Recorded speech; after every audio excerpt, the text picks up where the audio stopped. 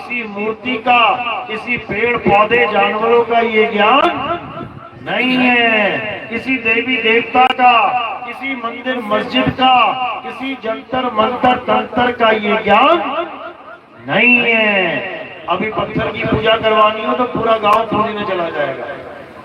एक त्योहार आया नहीं कि पूरा गांव उमड़ पड़ा मंदिर में पत्थर के दर्शन करने के लिए। क्यों? क्योंकि वो दिखाई देता है, जो दिखता है वो बिकता है। कबीर साहब का ज्ञान दिखता नहीं है, इसीलिए बिकता नहीं है, इसीलिए बिकता नहीं है। लेकिन जहां बिकता है फिर वो कोई पारखी ही होता है जो खरीदता है। ये समझ लो, ये ऐसा ज्ञान है जो आम इंसान खरीद ही नहीं सकता। कहते हम हैं व्यापारी सत्य नाम के, अमर नगर मारो गांव, कोई ले लो रे, ले लो साहिब का नाम। लेकिन साहिब का नाम लेना ये बच्चों का खेल नहीं है, ये बच्चों का खेल है। ये नाम ऐसा नाम है, बड़े बड़े धुरंधर फेल हो जाते हैं, बड़े बड़े सिद्ध महात्मा, बड़े बड़े महामुनि, पीर पैगंबर, ये फेल हो जाते हैं कबीर साहब का ज्ञान समझने में। लेकिन क्यों? क्योंकि ये ज्ञान दिखता नहीं है, ये गैबी वस्तु है, ये मंदिर मस्जिद का खेल नहीं है। कबीर साहब ना मंदिर जाते थे ना मस्जिद जाते थे, तो लोग उन्हें पूछने लगे, भाई ना तू मंदिर जाता है ना तू मस्जिद जाता है और सारा दिन तो परमात्मा की गुण गाता है, अरे तू हिंदू है या मुसलमान? तो साहिब क्या बोले, हिंदू कहो तो हूं नहीं और मुसलमान भी नहीं। ये पांच तत्वों का पुतला क्या भी खेले माही।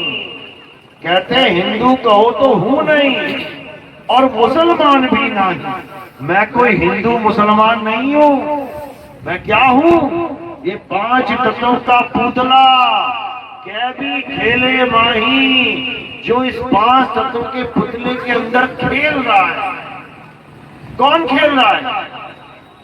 जो इस पांच तत्व के पुतले को चला रहा है, हिला रहा है, डुला रहा है, खिला रहा है, पिला रहा है। कौन है वो? इस पांच तत्व के निर्जीव पुतले को जिसने जान बख्शी है। देखो सांस चल रही है, देखो दिल धड़क रहा है, देखो घूम रहा है, फिर रहा है, आ रहा है, जा रहा है। कौन है जो इसको चला रहा है? पांच तत्वों का पुतला कैबी खेले माही। इसमें कैबी यानी जो गायब वस्तु है, जो दिखाई नहीं देती, मैं वो हूं। और वो वस्तु क्या है? उसे आत्मा कहते हैं। आत्मा, आत्मा का नाम सुना है सबने? किस किस ने सुना है? हाथ खड़ा करो। सारे जीवन में आत्मा का नाम सुना है? जिसने नहीं हाथ खड़ा किया ना उसने भी सुना है, मत करो। सबने आत्मा का नाम सुना है। अपनी अपनी आत्मा लेके आए हो? किसी की घर पे तो नहीं छूट गई? कहीं चौका बर्तन करते करते छूट गई हो? कहीं नहाने के लिए कपड़े उतारे, आत्मा भी उतार के लटका दी, उतारना भूल गए वहां से? ऐसा तो नहीं हुआ ना? सब अपनी अपनी आत्मा लेके आए हो? चेक कर लो, हाथ लगा के देख लो कहीं गलती से रह ना गई हो। सब लेके आए हो। प्रूफ क्या है? कैसे सिद्ध करोगे कि आत्मा तुम्हारे पास है? किसके पास, किस किस के पास आत्मा है? सबके पास है। कैसे सिद्ध करेंगे कि मेरे पास आत्मा है? क्या हो रहा है? ये जो शरीर हिल रहा है ना, ये शरीर चल रहा है ना, बोल रहा है ना, हंस रहा है ना, इसका मतलब शरीर के पास आत्मा है। एक पंखा चल रहा है, एक पंखा नहीं चल रहा है। कैसे सिद्ध करेंगे कि करंट है कि नहीं? जो नहीं चल रहा है उसमें करंट नहीं है, और जो चल रहा है उसमें करंट है। इसी प्रकार जो शरीर चल रहा है उसमें आत्मा है, और जो शरीर निर्जीव हो गया है, मृत हो गया है, उसमें आत्मा नहीं है। तो कबीर साहब समझा रहे हैं कि मैं ये शरीर नहीं हूं कि तुमने इस शरीर की बालों की चोटी रख ली तो पंडित जी बन गए, तुमने इस शरीर की मूछें मुड़ा के टोपी पहन ली तो तुम मुल्ला जी बन गए, तुमने इस शरीर के ऊपर तुमने पगड़ी बांध ली तुम ज्ञानी जी बन गए, सिख बन गए, या तुमने गले में क्रॉस लटका लिया तो तुम ईसाई जी बन गए। मैं ये नहीं हूं, मैं ये शरीर नहीं हूं, मैं क्या हूं? आत्मा हूं। इसी आत्मा को संतों ने अपनी भाषा में शब्द कहा है, शब्द। तो कबीर साहब समझा रहे हैं, हम हैं शब्द शब्द हम माही, हमसे भिन्न और कछु नाही, शब्द न भिन्न से देही। अब कहे कबीर हम शब्द से नहीं, कहते हैं मैं शब्द हूं, मैं आत्मा हूं, मुझे कोई गलती से शरीर मानने की गलती मत कर देना, मैं आत्म देव हूं। लेकिन मुझे कोई बिरला ही समझ पाता है, सब मुझे ये दाढ़ी मूंछों वाला शरीर ही समझते रह जाते हैं। सारा जीवन निकल जाता है, खुद को भी शरीर मान बैठते हैं और अपने गुरु को भी शरीर मान बैठते हैं, जबकि शरीर क्या है? ये 5 तत्वों का पुतला। ये 5 तत्वों का पुतला कौन कौन से तत्व हैं? सबसे ऊपर आसमान, उसके नीचे वायु, उसके नीचे अग्नि, उसके नीचे धरती, उसके नीचे जल। ये 5 तत्वों का पुतला ही ये सारे शरीर बना बैठा है, ये सारे शरीर बना बैठा है। जैसे एक ही मिट्टी के हजारों लाखों घड़े बने बैठे हैं, कितने ही घड़े बना लो, इसी प्रकार ये 5 तत्वों का शरीर है। ये शरीर तो विनष्ट जाएगा, ये शरीर तो नाश हो जाएगा, लेकिन आत्मा का कभी नाश नहीं होता। यही कबीर साहब समझा रहे हैं, शब्द न बिन से देही, कहे कबीर हम शब्द से नहीं। कबीर साहब कहते हैं भाई हम शब्द से नहीं हैं, यानी हम शब्द से प्रेम करते हैं। शब्द यानी आत्मा, हम आत्मा के प्रेमी हैं, हम आत्म ज्ञानी हैं, हम शरीरों के ज्ञानी नहीं हैं कि इसकी पूजा कर ले, उसकी पूजा कर ले, उसकी पूजा कर ले। सारा जीवन इसी में अटके रह जाओगे, सारा जीवन इसी में खत्म हो जाएगा, दूसरों की पूजा करने में। जबकि करना क्या है? खुद की पूजा करनी है, अपनी पूजा करनी है, अपने बारे में जानना है, अपने को खोजना है। कैसे? साहिब समझा रहे हैं, जल में मीन प्यासी, मोहे देखत आवे हासी, आत्म ज्ञान बिना नर भटके, कभी काबा कभी काशी। क्या कह रहे हैं? आत्म ज्ञान बिना नर भटके। आज सैकड़ों साल हो गए कबीर पंथी यही भजन गा रहे हैं, जल में मीन प्यासी, मोहे देखत आवे हासी, आत्म ज्ञान बिना नर भटके, कभी काबा कभी काशी। गा रहे हैं आत्म ज्ञान बिना नर भटके, और करवा क्या रहे हैं? पत्थर की पूजा। मंदिर बना दिए, कबीर साहब के मंदिरों में मूर्ति स्थापित कर दी, पंडित जी रख दिए, घंटी बजा रहा है, थाली घुमा रहा है, और अपना जन्म धोखे में गवा रहा है, और सोच रहा है कि मैं कबीर पंथी हूँ। कबीर पंथी नहीं, वो कबाड़पंथी है। कबाड़पंथी कैसे है? भगवान की मूर्तियां, कबीर साहब की मूर्तियां जब तक तो चमकती धमकती हैं, तब तक तो खूब पूजा होती है, और जैसे ही मूर्ति खंडित हो जाती है तो कहाँ रख देते हैं उसको? कबाड़ में। कबाड़ में। टूटी फूटी मूर्तियां कहाँ जाती हैं? कबाड़ में। तो आज तक किसकी पूजा कर रहे थे? कबाड़ की। इसीलिए वो कबीर नहीं, कबाड़पंथी है। अब कबीरपंथी बनना है तो कबीरपंथी क्या बने? कैसे बनेंगे? कबीर साहब क्या कहते हैं? अरे पाथर पूजे हरि मिले तो मैं पूछूं पहाड़, और वहां से ये चाकी भली पीस खाए संसार। कहते हैं अगर पत्थर पूजने से भगवान मिल जाए तो मैं बड़ा वाला पहाड़ पूजूंगा। क्यों? अगर भगवान पत्थर में है तो छोटा सा पत्थर है, छोटा भगवान मिलेगा। अगर पर्वत में भगवान है तो बड़ा वाला भगवान मिलेगा। क्योंकि हम हमेशा बड़ी चीज ही चाहते हैं। एक प्लेट में 2 लड्डू पड़े हैं, एक छोटा सा है और एक बड़ा सा है, कौन सा उठाओगे? कोई बिरला ही होगा जो छोटा उठाएगा, कहेगा छोड़ यार छोटा क्या उठाना, खाना है तो बड़ा ही खाते हैं। इसी प्रकार कहते हैं पाना है तो बड़ा ही पाते हैं, ये छोटा सा पत्थर क्या करेगा? लेकिन साहिब कह रहे हैं ना छोटा पत्थर परमात्मा दिला सकता है, ना बड़ा पहाड़। अगर पत्थर ही पूजना है तो कौन सा पत्थर पूजो? चाकी। चाकी क्यों बोला? कुछ और बोल देते। इसके पीछे कारण है। क्या कारण है?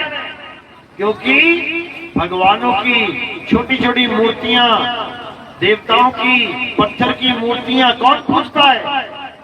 केवल हिंदू, मुसलमान ना पूजता, सिख ना पूजता, ईसाई ना पूजता, बुद्धिस्ट ना पूजता, जैनी ना पूजता। तो जो चक्की है वो सब पूजते हैं। कैसे? एक गांव में एक चक्की है और वो खराब हो जाए, फिर देखो कैसे लाइन लग जाती है। हिंदू भी वहीं खड़ा है, मुसलमान भी वहीं खड़ा है, सिख भी वहीं खड़ा है, ईसाई भी वहीं खड़ा है, जैनी भी वहीं खड़ा है, बुद्धिस्ट भी वहीं खड़ा है, भगवान को मानने वाला भी वहीं खड़ा है, भगवान को ना मानने वाला भी वहीं खड़ा है। क्या बोल रहे हैं? भैया चक्की ठीक कर दे यार। क्यों? गेहूं पिसेगा कैसे? भोजन करेंगे कैसे? बच्चे खाना खाएंगे कैसे? इसलिए चक्की जो पत्थर है वो सबका काम कर रही है। उसको भगवान मानना है तो मान लो, क्योंकि वो सबके काम चला रही है।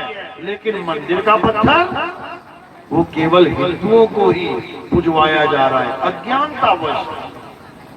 जबकि हमें पत्थर की पूजा किसी भी भगवान ने करवाई ही नहीं। तुम गीता पढ़ लो, तुम कृष्ण जी का ज्ञान देख लो, कृष्ण जी ने एक बार भी नहीं कहा कि तुम किसी देवी देवताओं की पूजा करो, बल्कि अपने जीवन काल में उन्होंने देवी देवताओं की पूजा करने वालों को पूजा करने से मना कर दिया था। करा था कि नहीं करा था? जब सब देवी देवताओं की पूजा करने लगे तो कृष्ण जी ने मना कर दिया, कोई देवी देवताओं की पूजा नहीं करेगा। उससे क्या हुआ? इंद्र नाराज हो गया।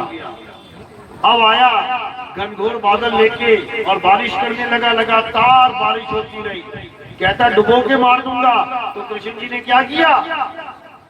एक उंगली पे पूरा पर्वत उठा लिया, उन्हीं जीवों को बचाने के लिए जो देवताओं की पूजा छोड़ रहे थे। तो कृष्ण जी ने देवताओं की पूजा करवाई या छुड़वाई? छुड़वाई। तो दोबारा किसने करवाई? जब भगवान कृष्ण जी ने द्वापर युग में देवताओं का पूजा पाठ, हवन, यज्ञ ये सब खत्म करवा दिया, इंद्र को हरा भी दिया, तो दोबारा पूजा शुरू किसने करवा दी? ढूंढ के लाओ उसे, कौन है वो?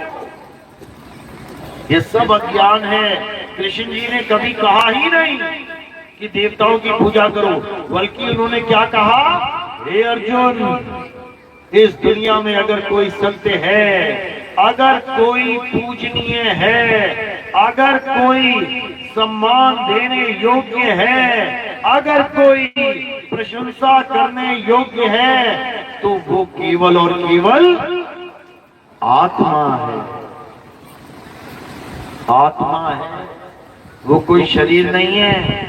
उसी आत्मा के लिए क्या बोला, नैनम छिंदन्ति शस्त्राणि नैनम दहति पावका न चैनम क्रोधंतापे ना शोषति मारुता। हे अर्जुन, इस आत्मा को ना तो कोई शस्त्र काट सकता है, ना अग्नि जला सकती है, ना वायु सुखा सकती है, ना जल भिगो सकता है। इस आत्मा का कोई बाल बांका नहीं कर सकता।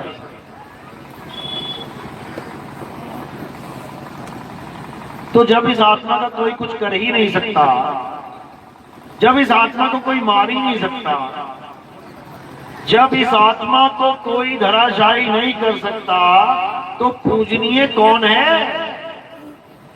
आत्मा ही है। आत्मा ही है जिसका हमें ज्ञान प्राप्त करना है, जिसके लिए कबीर साहब कह रहे हैं, आत्म ज्ञान बिना नर भटके। किसने प्राप्त किया आत्म ज्ञान? अरे सारी उम्र तो पत्थर पूजते रहे, सारी उम्र तो हवन यज्ञ करते रहे, सारी उम्र तो आरती चौका करते रहे, आलू केले बैंगन खाते रहे, उसमें सारी उम्र दिए जलाते रहे, पूजा करते रहे, सारी उम्र दूसरों का नाम जपते रहे, अपना आत्मज्ञान कब प्राप्त किया? आत्मज्ञान का मतलब समझ लो पहले क्या होता है। आत्मज्ञान जैसे आत्म कथा, अगर तुम्हें कोई कहे कि आत्म कथा लिखो, तो किसकी कथा लिखोगे? कोई दिक्कत नहीं। खुद की, तुम्हारी अपनी कथा आत्म कथा कहलाती है। अब कोई कहे कि किसी ने आत्महत्या कर ली, तो किसकी हत्या की? पड़ोसियों की? खुद की आत्महत्या यानी खुद की हत्या। अब कोई कहे आत्मरक्षा करना है, किसकी रक्षा करोगे? खुद की आत्मरक्षा यानी खुद की रक्षा। इसी प्रकार आत्म निर्भर यानी दूसरों पे निर्भर हो जाना? बिल्कुल नहीं।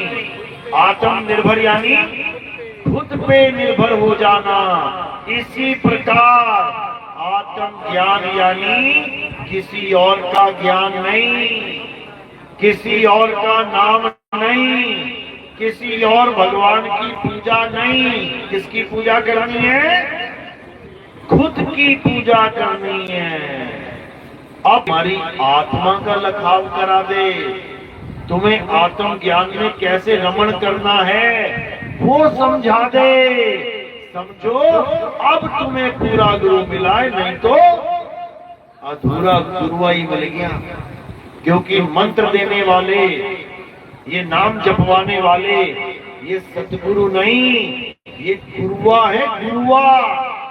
कबीर साहब समझा रहे हैं बीजेपी में, अरे घर घर मंत्र देत फिरत हैं, ये माया के अभिमाना और गुरुआ सहित शिष्य सब बूढ़े, अंत काल पछताना, साधो देखो ये जग बौराना।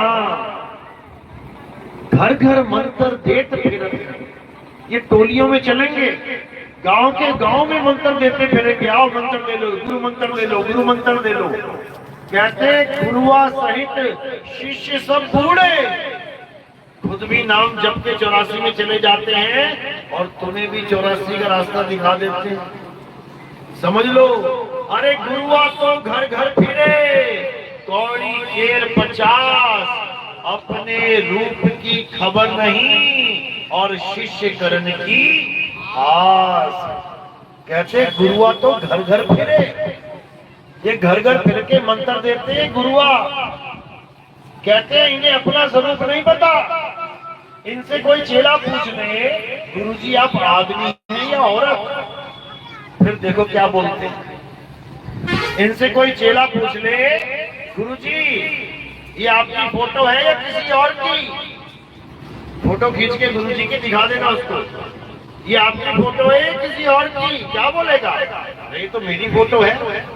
उसी फोटो की आरतियां करवाता रहेगा, जबकि ये उसका स्वरूप नहीं है। किसका स्वरूप है ये? अगर तुम्हारी कोई फोटो खींच के तुम्हें दिखाए तो क्या दिखा रहा है वो? क्या है? किसका स्वरूप है? ये 5 तत्वों का स्वरूप है। ये 5 तत्वों का स्वरूप है। तुम्हारा स्वरूप क्या है? तुम्हारा आत्म स्वरूप है।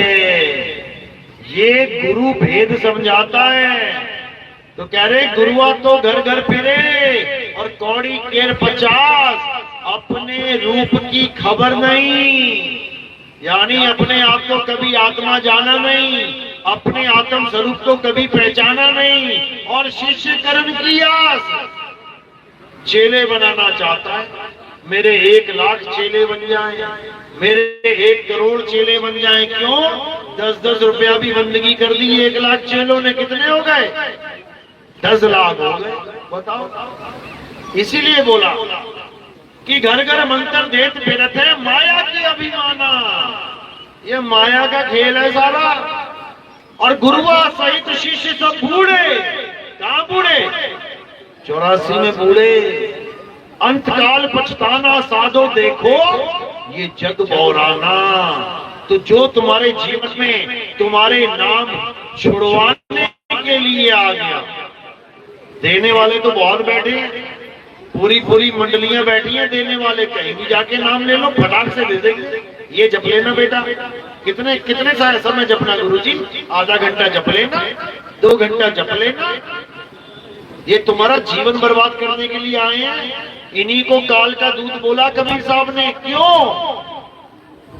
क्योंकि ये 52 अक्षरी नाम देते हैं। तो साहिब कह रहे हैं जो नर पड़े 52 के फेरा, सो नर जानो काल का चेहरा। जब 52 का टूटे डोरा, सहजे छूटे काल झकोरा। अरे फिर नहीं आए फिर नहीं जाए, सार शब्द में रहे समाये। कहते हैं ये 52 अक्षरी नाम जो बोलने वाले हैं, आ आ ई उ उ, गा खा गा, चा छा टा ठा पा फा बा भा भा, ये सब 52 अक्षरी हैं। ये 52 अक्षरी नाम है। इससे कल्याण नहीं होगा, समझ लो।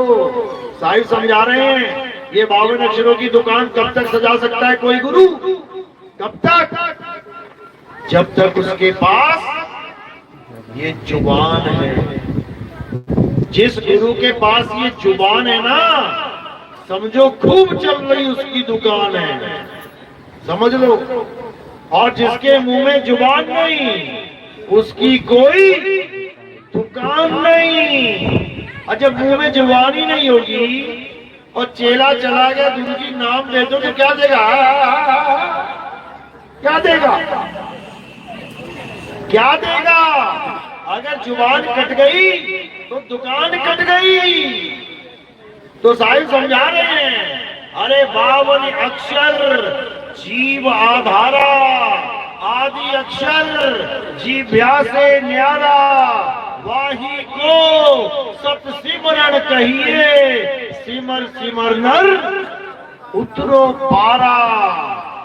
साहिब समझा रहे हैं जीव के चक्कर में मत पड़े रहना कि गुरुजी ने जीव से घुमा घुमा के नाम दे दिया, बोल के नाम दे दिया, तुमने नाम सुन लिया, तोते की तरह रट लिया, तुम्हारी मुक्ति हो जाएगी, 84 हो जाएगी, चले जाओगे कीड़े मकोड़े बनने।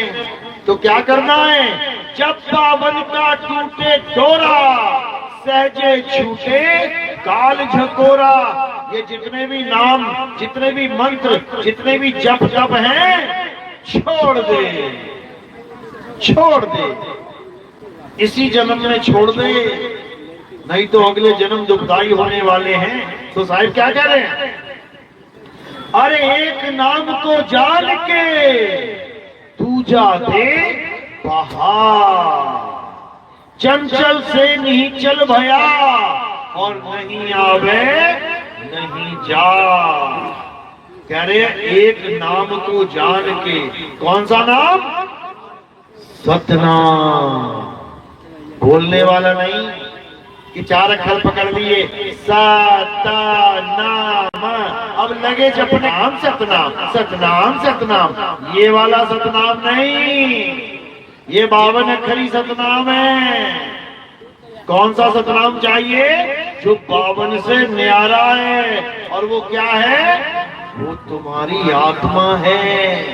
तुम्हारी आत्मा का ही दूसरा नाम सतनाम है। और असतनाम क्या है?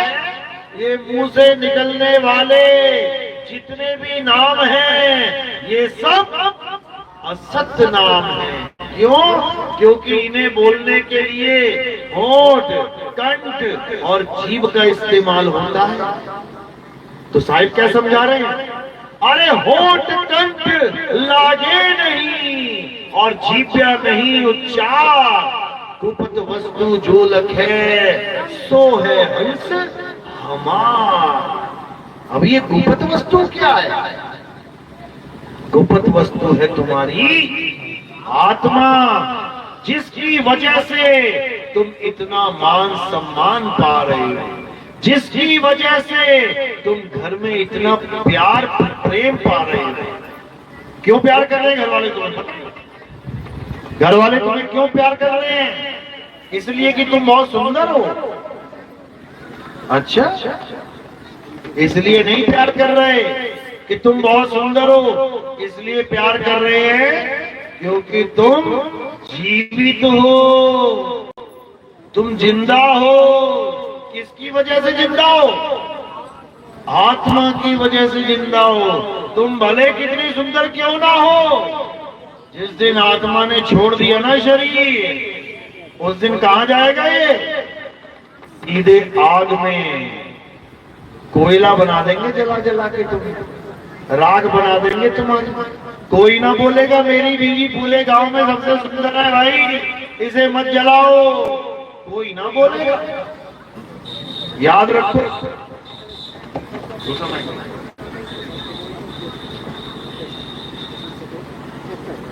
अगर तुम्हें घर में खाने के लिए भी कोई पूछ रहा है ना, बेटी खाना खा ले, पिताजी खाना खा लो, बच्चों खाना खा लो, क्यों क्यों पूछ रहा है?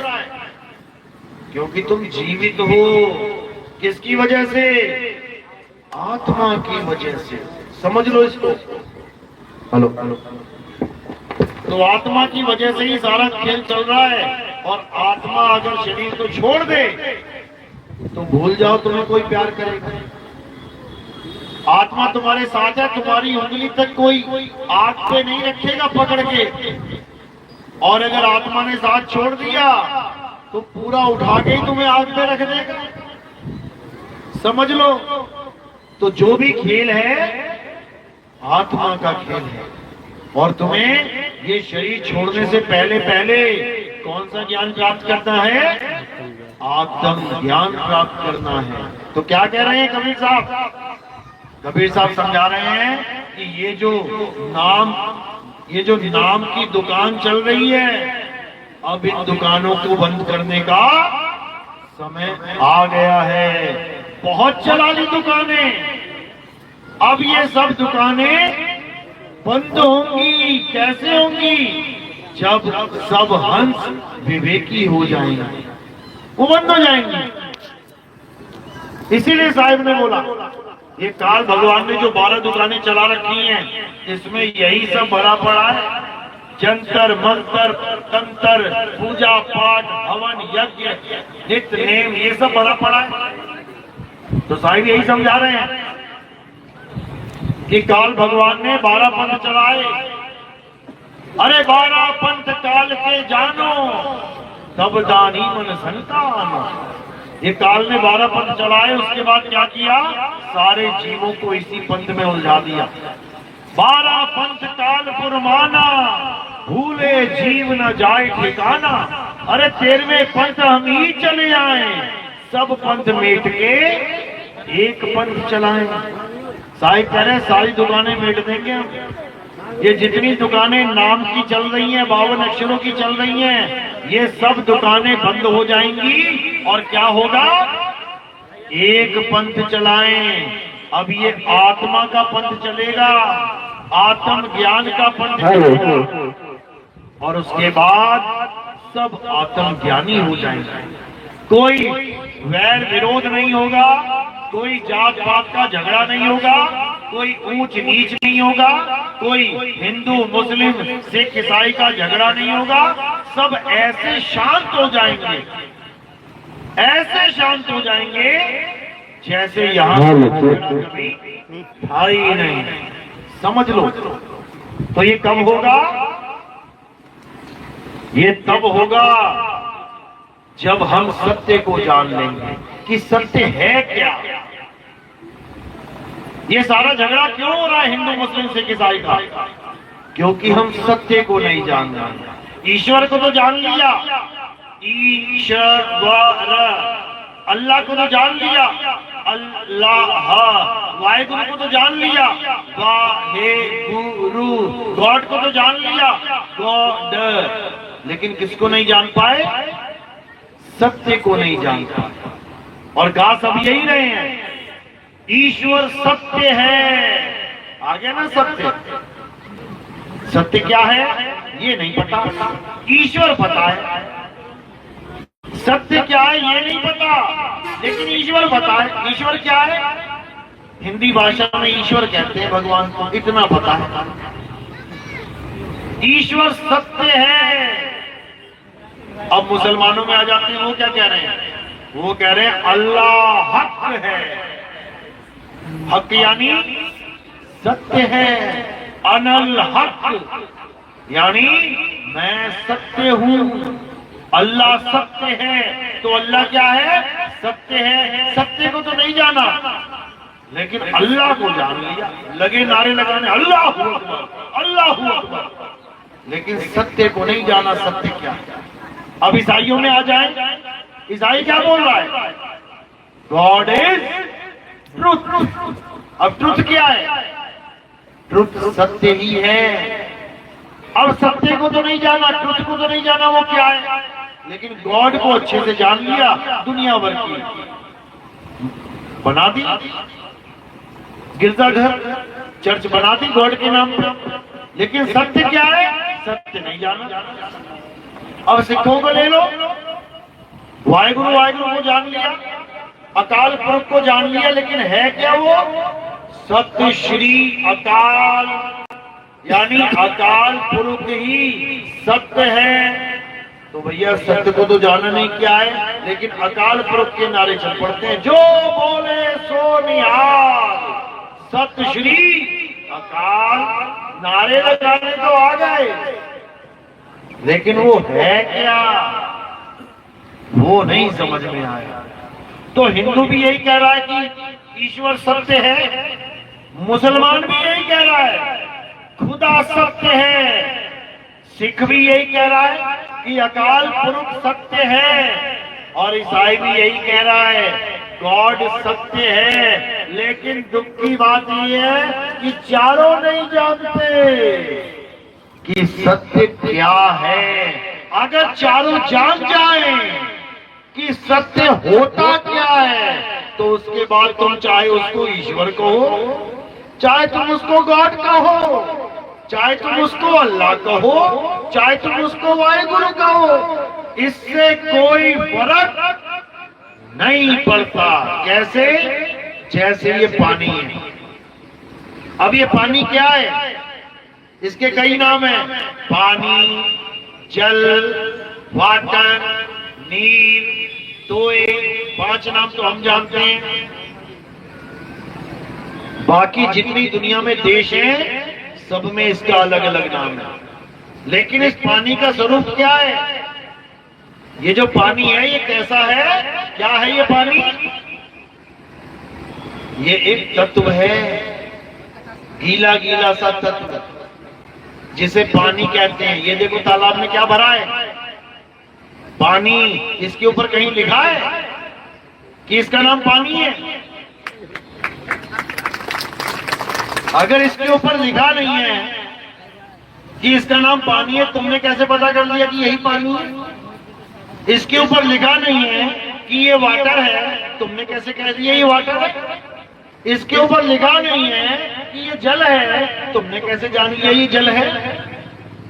किसकी वजह से जाना? 52 अक्षरों की वजह से, आदि मानवों की वजह से। जब आदि मानव सुना है ना कौन होते हैं?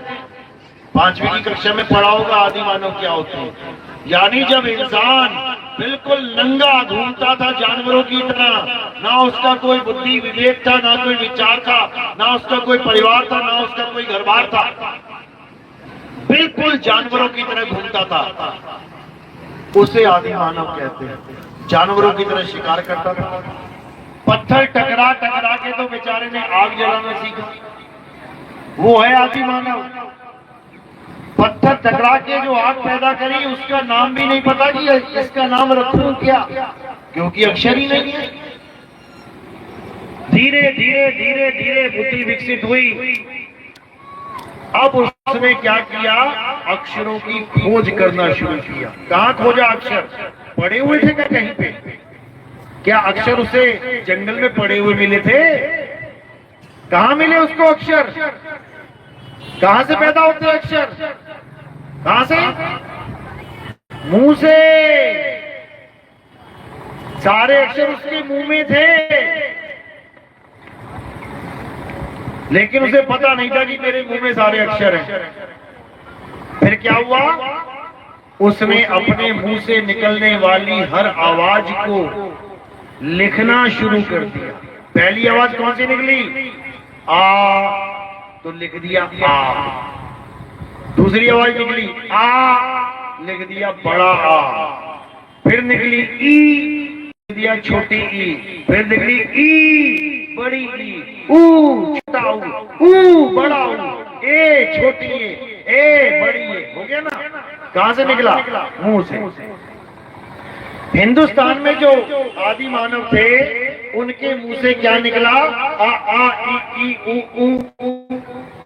और जो अंग्रेज आदि मानव थे अमेरिका में, इंग्लैंड में, उनके मुंह से क्या निकला?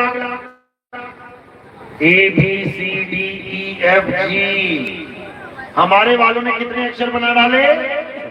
52 अक्षर। अंग्रेजों ने कितने अक्षर बनाए? 26 अक्षर। उसके बाद हमारे वालों ने उन्हीं अक्षरों के द्वारा अब नाम रखना शुरू किया। उन्होंने देखा ये पानी जैसा क्या है, ये गीला गीला सा क्या है, इसका एक नाम रख दिया जल। इस पे लिखा नहीं है जल, उसके मुंह से निकला ये जल। और सबको बता दिया आज के बाद जब भी मैं कहूंगा जल, तो ये है वो वस्तु। इसीलिए तुम सब जान जाते हो कि सामने वाला क्या मंगा रहा है, क्योंकि तुम्हें पढ़ा दिया गया है स्कूलों में। का से कबूतर, खा से खरगोश, का से गमला, ये सब पढ़ के आए हो, तभी बातें कर रहे हो बड़े आराम से। गमले में पानी डाल दो, कबूतर को दाना डाल दो, इसीलिए बोल रहे हो क्योंकि पढ़ के आए हो ये सब। और भले स्कूल न गए हो तो समाज ने पढ़ा दिया तुम्हें। जो स्कूल नहीं जाता वो क्या बोलता नहीं है? वो सारी बातें बोलता है, सब कुछ समझता है, लेकिन वो कबूतर को लिखना कैसे है वो नहीं जानता। बोल तो सकता है कबूतर, लेकिन उसको कहो लिखना जरा। अरे भैया हम तो अनपढ़ हैं। अनपढ़ है तो बोल कैसे रहा है? अनपढ़ का मतलब होता है जो लिखे हुए को पढ़ ना पाए। बोलता तो खूब है अनपढ़, चुप ना होगा तुमसे वो। तो जो लिखे हुए को पढ़ ना पाए उसको अनपढ़ कहते हैं। इसी अनपढ़ता को खत्म करने के लिए बच्चों को स्कूल में भेजा जाता है, जहां वो सारे अक्षरों को बोलता भी है, सुनता भी है, लिखता भी है। इसीलिए इसका पानी नाम पड़ गया, जल पड़ गया। तो हिंदुस्तानियों ने इसका नाम रखा पानी, अंग्रेजों ने क्या रख दिया? वाटर। हिंदुस्तानियों ने रखा इसका नाम पेड़, अंग्रेजों ने क्या रख दिया? ट्री। हिंदुस्तानी ने रखा हवा, अंग्रेजों ने क्या रख दिया? एयर। हिंदुस्तानी ने जहां नाम रख दिया धरती, अंग्रेजों ने क्या रख दिया? अर्थ। हिंदुस्तानी ने नाम रख दिया आसमान, अंग्रेजों ने क्या रख दिया? स्काई। तो वस्तु एक हो गई कि दो है? पानी एक है, नाम दो हो गए। हवा एक है, नाम दो हो गए। पेड़ एक है, नाम दो हो गए। आसमान एक है, नाम दो हो गए। अभी दो इसलिए हुए क्योंकि अंग्रेज और हिंदी की बात हुई है। अब अरब देश में चले जाओ, उसके बाद जापान में चले जाओ, उसके बाद ताइवान में चले जाओ, मंगोल में चले जाओ, इटली, फ्रांस, जर्मनी, किसी भी देश में चले जाओ, इन सबके नाम अलग अलग रखे गए हैं। इसीलिए अपनी भाषाएं समझ में नहीं आती। कोई चाइनीज यहाँ आके तुमसे पानी का गिलास मांग ले, तुम समझ ही ना पाओगे बोल क्या रहा है। समझ लो, समझ लो। तो एक ही वस्तु के हजारों नाम रख दिए गए। इसी प्रकार तत्वदर्शियों ने उस सत्य का भी नाम रखा जो अजर अमर अविनाशी है। कौन है अजर अमर अविनाशी? आत्मा। आत्मा ही सत्य है। आत्मा के क्या नाम रखे? किसी ने उसको अल्लाह कह दिया, किसी ने उसी सत्य को वाहिगुरु कह दिया, किसी ने उसी सत्य को गॉड कह दिया, किसी ने उस सत्य को ईश्वर कह दिया। अब वो सत्य क्या है? अगर ये पता लग जाए तो सारा झगड़ा खत्म। जैसे 5 लोग लड़ पड़े आपस में, जल बड़ा है, अरे नहीं वाटर बड़ा है, नहीं तोय बड़ा है, अरे नहीं नीर बड़ा है, लड़ पड़े आपस में अक्षरों के चक्कर में। अब झगड़ा खत्म कब होगा? जब 5 को बोल दिया जाए कि तू अपना जल लेके आ, तू वाटर लेके आ, तू पानी लेके आ, तू नीर लेके आ, तू तोय लेके आ। और जब 5 अपना अपना सामान लेके आएंगे तब सब क्या जान पाएंगे? अरे हम तो फालतू की लड़ाई कर रहे हैं, ये तो एक ही चीज के सारे नाम है। इसी प्रकार उसी सत्य के सारे नाम हैं। अल्लाह कह लो, वाहिगुरु कह लो, गॉड कह लो, भगवान कह लो, परमात्मा कह लो, साहिब कह लो, जो मर्जी कह लो, लेकिन कब? उसको जानने के बाद। अगर जानने से पहले पकड़ लिए ना अक्षर, तो लड़ते मर जाओगे, जपते मर जाओगे। प्यास लगती है तो अक्षर पकड़ते हैं कि गिलास पकड़ते हैं? जब प्यास लगती है तो नाम जपते हैं कि पानी पीते हैं? क्या करते हैं? पानी पीते हैं। पानी पिया नहीं और नाम जपने लग गए, राम को जाना नहीं और राम राम जपने लग गए, साहिब को जाना नहीं, साहिब साहिब जपने लग गए, सतनाम को जाना नहीं, सतनाम सतनाम जपने लग गए, अल्लाह को जाना नहीं, अल्लाह अल्लाह जपने लग गए, वाहिगुरु को जाना नहीं, वाहिगुरु वाहिगुरु जपने लग गए। बर्बाद हो जाओगे, बर्बाद हो जाओगे, जन्म बर्बाद हो जाएगा। तो क्या करना है? अल्लाह वाहिगुरु गॉड ये सब नामों को थोड़ी देर के लिए किनारे कर दे भाई, छोड़ दे। अल्लाह वाहिगुरु गॉड को किनारे कर दे। अब क्या ढूंढना है? सत्य को ढूंढना है कि आखिर सत्य है क्या। तो गीता बताती है अर्जुन, इस दुनिया में 2 प्रकार के तत्व हैं। कौन कौन से? एक असत्य और एक सत्य। असत्य क्या है? अर्जुन, जो जन्मता और मर जाता है, जो पल पल बदलता है, जो सदा एक सा नहीं रहता, वो असत्य है। यानी ये काया माया, ये पेड़ पौधे जानवर पशु पक्षी, ये सब जन्मते हैं मर जाते हैं, इनकी पूजा नहीं करनी। समझ लो। तो सत्य क्या है? जो कभी जन्मता और मरता नहीं, जो कभी बदलता नहीं, जो सदा एक रस अखंड अविनाशी है, वही सत्य है। और वो क्या है हे अर्जुन? आत्मा ही सत्य है। वो आत्मा ही है जो हिंदू को भी चला रही है, वो आत्मा ही है जो मुसलमान को भी हिला रही है, वो आत्मा ही है जो सिख को भी उठा रही है, वो आत्मा ही है जो ईसाई को भी गवा रही है। कितने गाने गा रहे हैं ईसा मसीह के नाम पे, इसकी वजह से, आत्मा की वजह से। जयकारे लगा रहे हो, जय श्री राम, अल्लाहू अकबर। देखो हाथ कैसे उठ गए जय श्री राम पे। जैसे ही बोला जय श्री राम, देखो फिर उठ गए। किसकी वजह से? आत्मा की वजह से। जय श्री राम नहीं करना है, आत्मा आत्मा करना है। उसी आत्म राम को जानना है जिसकी वजह से तुम्हारे मुंह से जय श्री राम निकल रहा है। अगर आत्मा ना हो तो निकलेगा जय श्री राम? अगर आत्मा ना हो तो निकलेगा अल्लाहू अकबर? अगर आत्मा ना हो तो निकलेगा वाहिगुरु वाहिगुरु? अगर आत्मा ना हो तो निकलेगा हालेलुया? तो भाई करंट ना हो तो कोई अक्षर टीवी में से नहीं निकलता। और जैसे करंट आ गया, अब चाहे पंजाबी गाने लगा लो, चाहे भोजपुरी गाने लगा लो, चाहे बंगाली सुना लो, चाहे नेपाली लगा लो, महिमा किसकी है?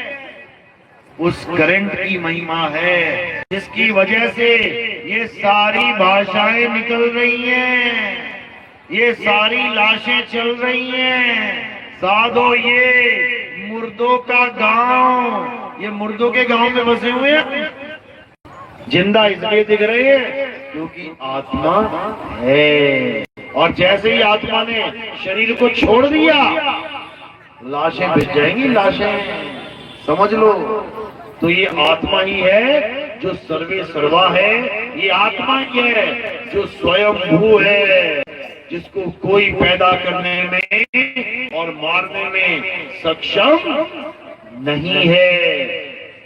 कृष्ण जी भी आत्मा की पूजा करते हैं, राम जी भी आत्मा की पूजा करते हैं, शंकर जी भी आत्मा की पूजा करते हैं, कबीर साहब भी आत्मा का ज्ञान करते हैं, रविदास जी भी आत्मा की महिमा गाते हैं, मीरा बाई भी आत्मा की महिमा गा रही है। देखो क्या कह रही है मीरा बाई। पहले पत्थर की मूर्ति लेके घूमती थी, गली गली में नाचती थी। उसके बाद क्या हुआ? रविदास जी आ गए उसके जीवन में। रविदास जी ने क्या किया? रविदास जी ने पत्थर छुड़वा दिया और क्या दे दिया? आत्मा का अनमोल ज्ञान। आत्म वस्तु अनमोल। कितने की आती है आत्मा? कभी खरीदी आत्मा? कितने की आती होगी वैसे? अंदाजा लगाओ जरा। ये पूरा शरीर कितने का आता होगा? 2 लाख, 4 लाख, 5 लाख, 10 लाख, 20 लाख बिक जाएगा। 20 लाख तो बहुत ज्यादा बोल दिया मैंने, समझ लो। अभी बच्चा किडनैप करे कोई, अभी बेच दे, पूरा शरीर बिक गया ना। पूरा शरीर बिक गया कितने में? 5000 में। 5000 में बच्चा लेके आओ, 5000 ले जाओ। 5000 में शरीर बिक गया। आत्मा कितना बिकती होगी? कभी लेने जाना। अनमोलक है वो, अनमोलक।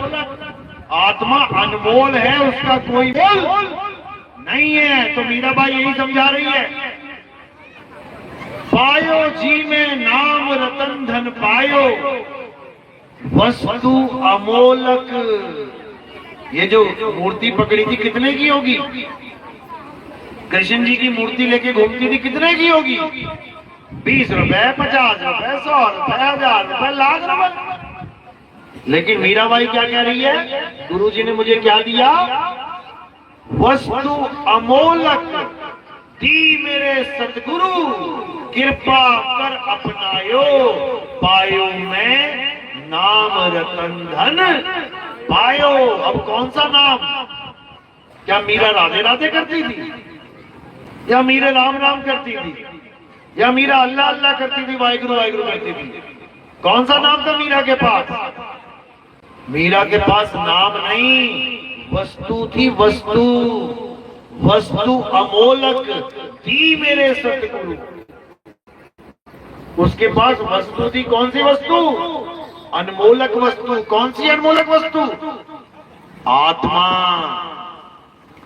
आत्मा का ज्ञान दे दिया गुरु जी ने, यानी तुम्हारी वो अनमोलक वस्तु जिसके कारण तुम जिंदा हो, उस वस्तु का ज्ञान दे दिया। उसी वस्तु का ज्ञान कबीर साहब देने आते हैं।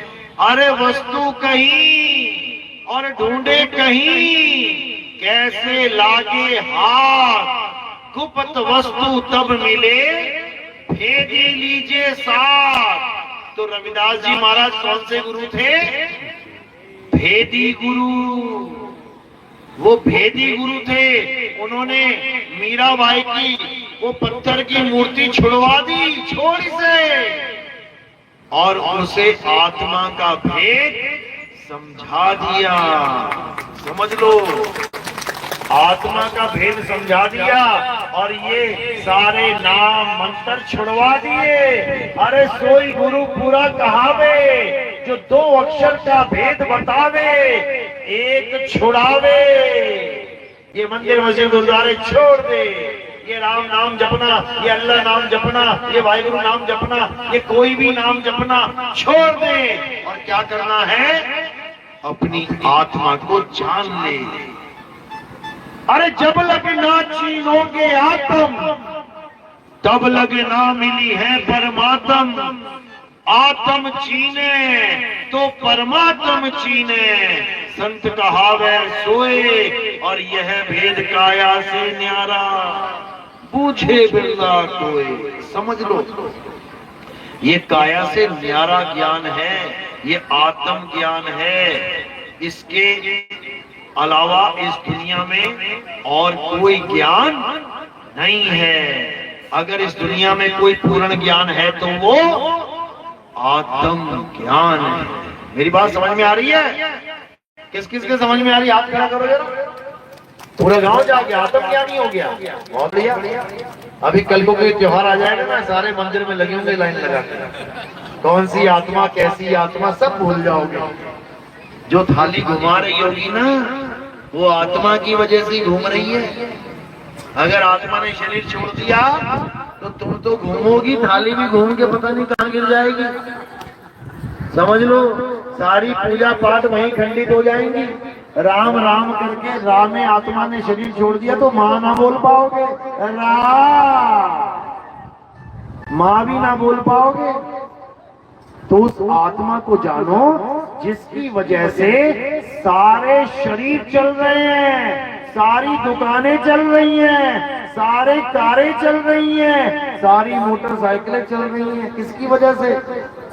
आत्मा की वजह से। सारे मंदिर, सारे मस्जिद, सारे गुरुद्वारे, सारे चर्च किसकी वजह से बने हैं? आत्मा की वजह से। जो मिस्त्री बना रहा था ना, आत्मा की वजह से बना रहा था। और मिस्त्री को हार्ट अटैक हो जाता, आत्मा शरीर छोड़ देती, और तुम कहते ठेकेदार तुमने ठेका लिया, बना के जाओ। बना देगा क्या? मंदिर बीच में रुक जाएगा। अगर मंदिर बन रहा है तो आत्मा की वजह से, अगर मंत्र जप रहे हो तो आत्मा की वजह से, अगर कोई ग्रंथ लिख रहा है तो आत्मा की वजह से, अगर कोई पूजा कर रहा है तो आत्मा की वजह से, कोई कांवड़ लेके जा रहा है तो आत्मा की वजह से, कोई कुछ खा रहा है, पी रहा है, मार रहा है, दौड़ रहा है, भाग रहा है, आत्मा की वजह से। और उसी आत्मा को हम जानते नहीं हैं। कितनी खुशी की बात है। ताली बजा दो।